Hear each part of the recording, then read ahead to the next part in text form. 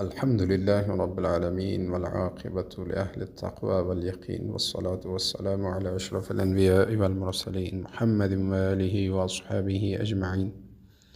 عرض درود و سلام و خیر مقدم دارم خدمت بینندگان و شنوندگان عزیز و آرزوی قبولی طاعات و عباداتتان را در این ماه مبارک از بارگاه ایزد منان دارم.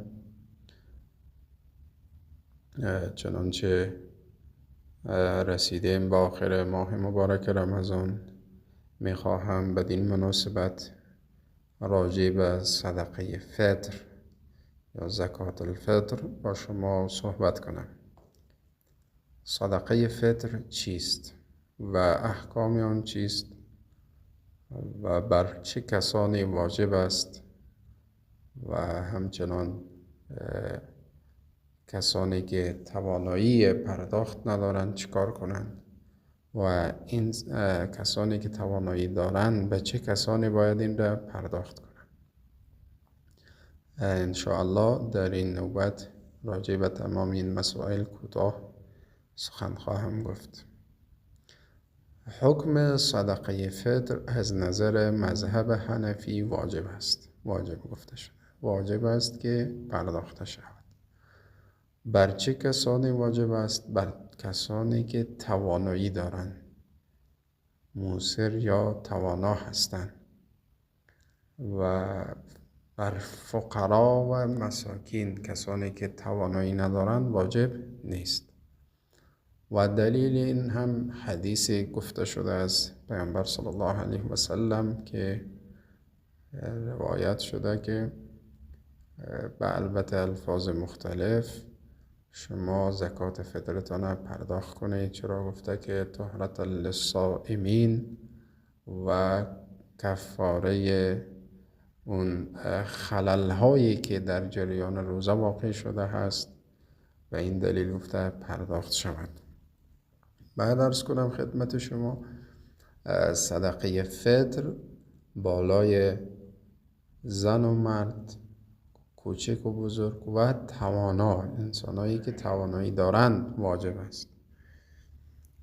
کسانی که فرزندشان به سن بلوغ رسیده و امکان مالی داره، بالای اونا واجب نیست که از اونا پرداخت کنند. اما کسانی که توانایی دارند و امکانات مالیشان خوب است، فرزندانی دارند، حتی خدمتکارانی دارند، میگه زکات فطر اونها بالای اینا هست که باید این پرداخت کنه. یعنی پدر از فرزندانشه و همچنان اگر خدمه و مستخدم دارد هم زکات فطر او بر ایشان است که باید پرداخت کنه.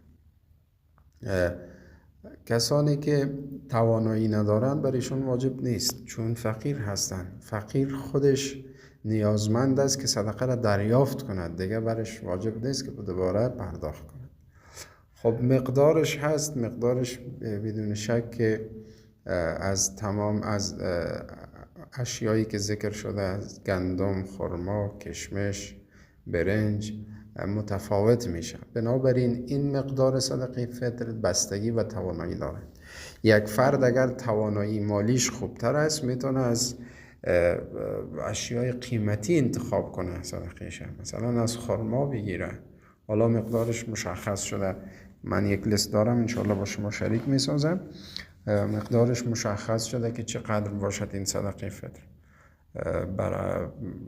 از گندم چقدر میشه، از کشمش چقدر میشه، خرما چقدر میشه و به همین ترتیب از موارد دیگری که قیمتش هم پرداختن در مذهب حنفی جواز دارد، برخلاف سایر مذاهب که نظر به پرداخت قیمت ندارد. و همچنان در رابطه به این که به چه کسانی پرداخته شود، طبیعی است که به تمام مساکین، فقرا، کسایی که شما میشناسین از اقاربتان، دوستان و یا این که اصلا نمیشناسین ولی تشخیص میدین که این نیازمند و مستحق است، پرداخته شود، قابل قبول هست. و زمانش چه وقت است؟ قبل از نماز عید فطر. قبل از نماز عید فطر پرداخته شود بهتر است. اما اگر یک روز دو روز قبل از او هم کسی پرداخت میکنه، چون احتمال میده که تا اون زمان ممکن من نتوانم برسم، اشکالی ندارد. نظر به شرایط درست است حتی پیش از او هم به عنوان صدقه فطر پرداخته شود. خداوند متعال قبول می کند و قابل قبول هست و مشکل خاصی در این هم نیست.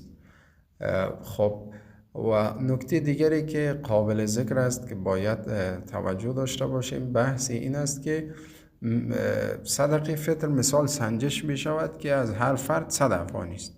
این 100 افغانی را باید به یک فرد بدهیم، نشود که نصف کنیم، یعنی 50 و یکی 50، چون مشخص است که مقدار صدقه فطر یک فرد 100 افغانی است. 100 افغانی را به یک فرد بدیم.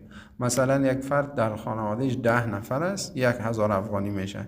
1000 افغانی را میتونه 500ش به یکی بده، 500ش به دیگه. اما اگر بیاید 50 تقسیم کنه درست نیست، ولی میتواند 100 افغانی به 10 نفر تقسیم کنه، این هم درست است. پس یعنی اندازه صدقه فطر یک فرد به یک فرد کامل سپرده شود و تحویل داده شود، این بهتر است.